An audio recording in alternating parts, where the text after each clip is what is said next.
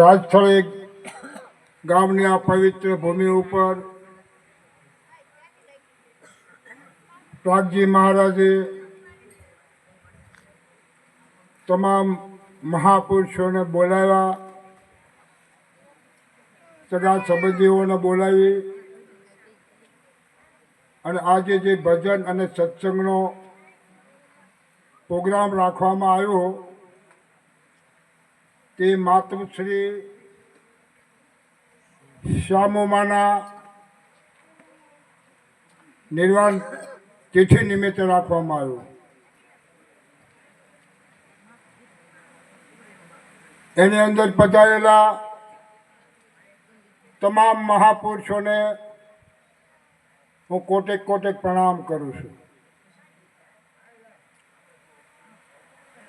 વિશેષ મહાપુરુષોએ આપણને જે કાંઈ સંદેશો આપ્યો છે કે આ મનુષ્ય જન્મ જે મળ્યો છે એ કોઈ સામાન્ય જન્મ નથી. મહાપુરુષોનું કહેવું એવું છે કે કોટેક જન્મનું પુણ્ય ભેગું થાય ત્યારે મનુષ્ય જન્મ મળે એમ. આ ચાર ખાવાની અંદર ઉત્તમમાં ઉત્તમ જો શરીર હોય, ઉત્તમમાં ઉત્તમ જો દેહ હોય તો એ મનુષ્યનો છે. હવે મનુષ્ય દેહ તો મળી ગયો, પણ જે મનુષ્ય થવું, માણસ થવું, એમાં આપણે છૂટી ગયા છીએ.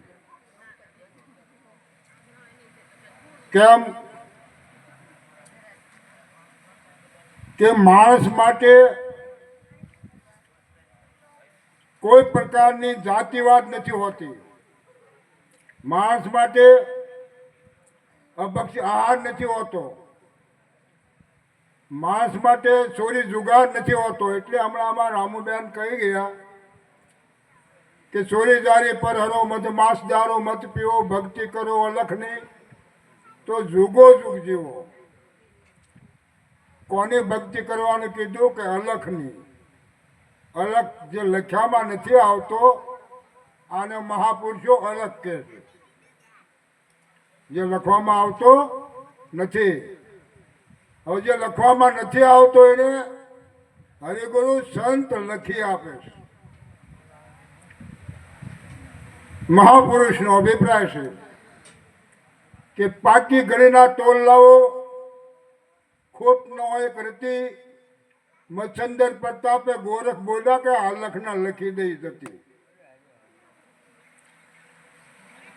જે લખવામાં નથી આવતો, જે પુરુષ જે બોલવામાં નથી આવતો, જે વાણીમાં નથી આવતો, આ પુરુષને સદગુરુ લખી આપે છે, પણ અક્ષરથી નહીં.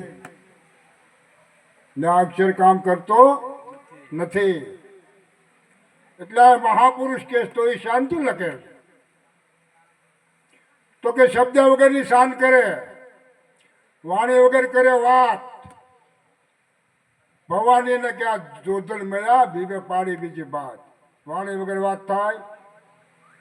ન થાય ને. છતાં પણ હરિગુરુ સંતો કરે છે. આ વાત છે શાનની. જેને ગંગા કહે છે કે શાનમાં શાન મારા ગુરુજીને કહું જેથી ઉપજે આનંદનો.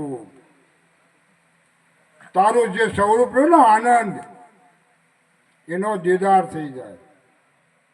એ સ્વરૂપનો દીદાર થઈ જાય, એનો દીદાર કરાવી દે. પણ જેથી એવા કોઈ સિદ્ધ મહાપુરુષનો, અનુભવી મહાપુરુષનો ભેટો થાય ને કેદી થાય, ત્યાં સુધી થાય એવું નથી. ભક્તિ તો આ વિશ્વની મહાત્મા બધા કરે છે, પણ એ મનમુખી છે. એ ભક્તિ કેવી છે?